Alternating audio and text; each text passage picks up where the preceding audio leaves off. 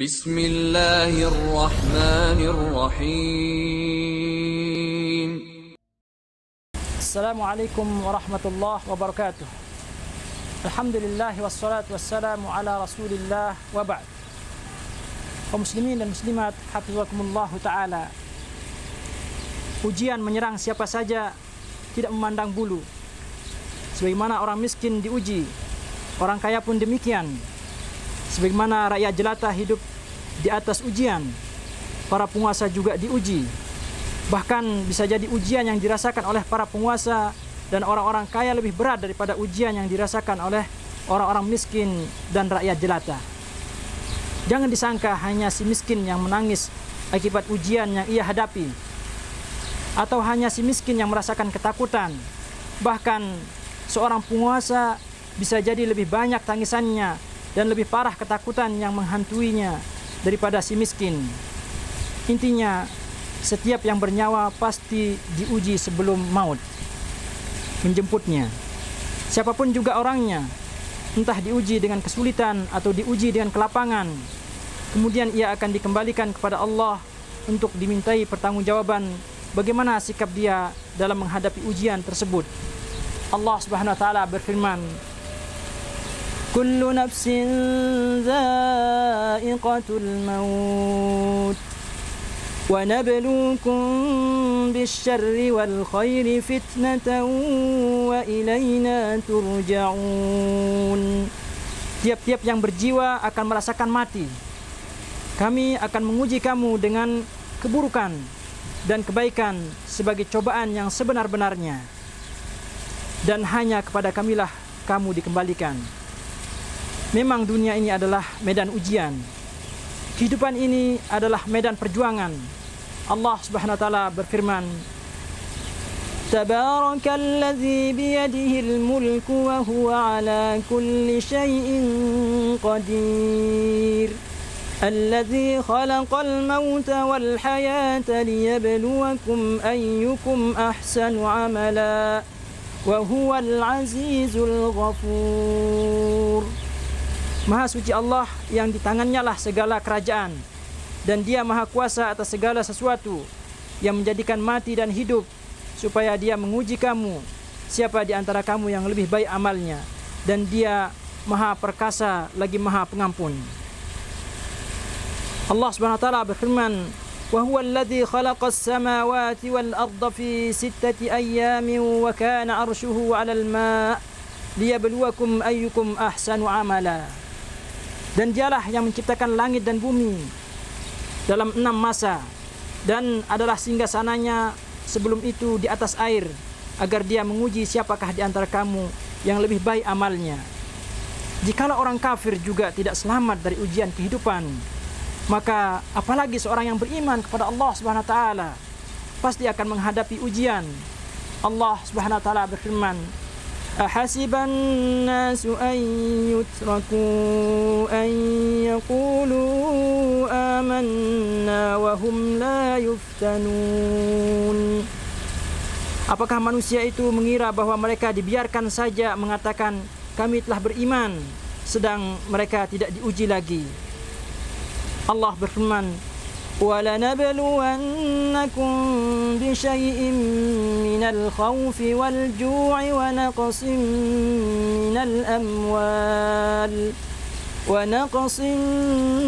مِّنَ الْأَمْوَالِ وَالْأَنفُسِ وَالثَّمَرَاتِ وَبَشِّرِ الصَّابِرِينَ.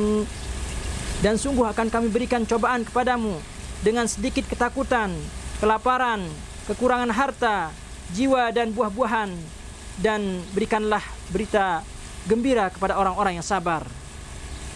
Allah berfirman, Am hasibtum an tadkhulul jannata wa lamma ya'tikum mathalul ladzina khalaw min qablikum massathumul ba'sa'u wad-dharra وزلزلوا حتى يقول الرسول والذين آمنوا معه متى نصر الله ألا إن نصر الله قريب. Apakah kamu mengira bahwa kamu akan masuk surga, padahal belum datang kepadamu cobaan, sebagaimana halnya orang-orang terdahulu sebelum kamu? Mereka ditimpa oleh malapetaka dan kesengsaraan, serta digoncangkan dengan bermacam-macam cobaan, sehingga berkatalah Rasul dan orang-orang yang beriman bersamanya, bilakah datangnya pertolongan Allah? Ingatlah, sesungguhnya pertolongan Allah itu amat dekat. Bahkan semakin tinggi iman seorang, maka semakin banyak ujian yang akan ia hadapi.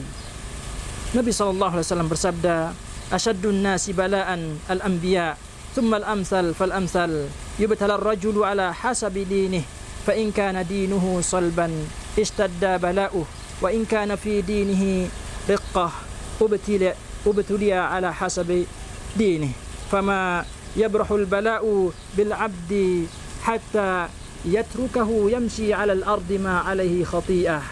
Orang yang paling berat ujiannya adalah para nabi, kemudian yang paling soleh, dan seterusnya. Seseorang diuji berdasarkan agamanya. Jika agamanya kuat, maka semakin keras ujiannya, dan jika agamanya lemah, maka ia diuji berdasarkan agamanya. Dan ujian senantiasa menimpa seorang hamba hingga meninggalkan sang hamba berjalan di atas bumi tanpa ada sebuah dosa pun. Saudara-saudariku kaum muslimin dan muslimat, hafizakumullah ta'ala, jika anda terkadang merasakan ujian yang terus menimpa anda, maka itulah yang pernah dirasakan oleh seorang imam besar sekelas Imam Syafi'i rahimahullah ta'ala. Imam Syafi'i rahimahullah ta'ala berkata, mihanuz zamani kathiratun la tanqadi, wa sururuha ya'tika kal'ayadi. Cobaan zaman banyak tidak habis-habisnya, dan kegembiraan zaman mendatangimu sesekali seperti sesekalinya hari raya. Bahkan terkadang ujian datang bertubi-tubi dan bertumpuk-tumpuk. Imam Syafi'i rahimahullah ta'ala juga berkata, ta'til makarih hina ta'ti jumlatan, wa aras surura yaji'u fil falatat. Hal-hal yang dibenci tatkala datang bertumpuk-tumpuk, dan aku melihat kegembiraan datang sesekali. Saudara kaum muslimin, hafizakumullah ta'ala, berikut ini 10 perkara yang hendaknya direnungkan oleh anda jika anda ditimpa musibah atau ujian. Yang pertama, yakinlah bahwa selain anda pun juga diuji.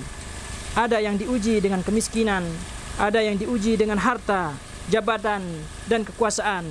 Ada yang diuji dengan istri yang berakhlak buruk. Ada wanita yang diuji dengan suami berakhlak buruk. Ada wanita yang diuji dengan mertua berakhlak buruk.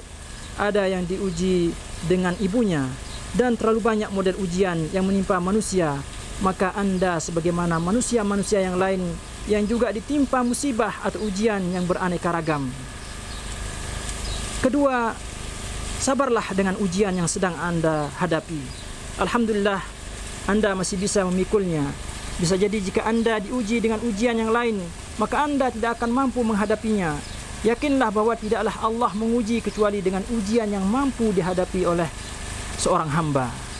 Ketiga, terkadang syaitan membisikkan kepada anda bahwa ujian yang anda hadapi sangatlah berat dan tidak mungkin untuk anda pikul. Maka ingatlah bahwa saat ini masih terlalu banyak orang yang diuji dengan ujian yang jauh lebih berat dengan ujian yang sedang anda hadapi. Keempat, bukankah ujian jika dihadapi dengan kesabaran maka akan menghapus dosa-dosa dan meninggikan derajat? Yang kelima, bahkan bisa jadi Allah menghendaki anda untuk meraih sebuah tempat yang tinggi di surga yang tidak mungkin anda peroleh dengan hanya sekedar amalan-amalan soleh anda. Amalan soleh anda tidak cukup untuk menaikkan anda ke tempat tinggi tersebut. Anda tidak akan mampu untuk sampai ke tempat tinggi tersebut kecuali dengan menjalani ujian-ujian yang tidak henti-hentinya untuk mengangkat derajat anda. Keenam, ingatlah, dengan ujian terkadang kita baru sadar bahwasanya kita ini sangatlah lemah dan selalu butuh kepada Allah yang Maha Kuasa. Terkadang kita baru mengenal yang namanya khusyuk dalam solat. Kita baru bisa merasakan kerendahan yang disertai derayan air mata. Kita baru bisa merasakan nikmatnya ibadah tatkala ujian datang, tatkala musibah menerpa. Ketujuh, ingatlah, dengan ujian atau musibah yang menimpa ketika pada kita terkadang menghilangkan sifat ujub pada diri kita. Karena tatkala kita rajin beribadah dan selalu mendapatkan kenikmatan, terkadang timbul ujub dalam diri kita dengan merasa bahwa diri kita hebat, selalu beruntung. Jangan sampai kita salah persepsi dengan menganggap tanda kecintaan Allah kepada seorang hamba adalah tidak ditimpanya sang hamba dengan musibah. Bahkan perkaranya justru sebaliknya. Nabi sallallahu alaihi wasallam bersabda, "Innallaha idza ahabba qauman ibtalahum." Jika Allah mencintai sebuah kaum, maka Allah akan menguji mereka. Kedelapan, berbaik sangkalah kepada Allah. Yakinlah bahwa di balik ujian dan musibah yang menimpamu ada kebaikan dan hikmah. Justru jika ujian tersebut tidak datang dan jika musibah tersebut tidak menimpamu, maka akan lebih buruk kondisimu. Allah Subhanahu wa taala berfirman, "Wa 'asa an takrahu syai'an wa huwa khairul lakum." Dan boleh jadi kalian membenci sesuatu padahal ia amat baik bagi kalian. 9, bahkan bisa jadi musibah atau ujian yang kita benci tersebut mendatangkan banyak kebaikan. Allah Subhanahu wa taala berfirman, "Fa'asa an takrahu syai'an wa yaj'alullahu fihi khairan katsira." Maka mungkin kalian membenci suatu padahal Allah menjadikan padanya kebaikan yang banyak. 10, ingatlah bahwasanya tidak ada istirahat total, kegembiraan total kecuali di akhirat kelak. Selama Anda masih hidup di dunia, maka siap-siaplah dengan ujian yang menghadang. Bersabarlah, tegarlah demi meraih ketentraman dan kebahagiaan abadi kelak di surga. Ada orang awam yang berkata, kalau mau hidup di dunia harus siap diuji. Kalau tidak mau diuji, ya jangan hidup di dunia ini. Wallahu a'lam. Subhanakallahumma wa bihamdika asyhadu an la ilaha illa anta astaghfiruka wa atubu ilaik. Wassalamualaikum warahmatullahi wabarakatuh.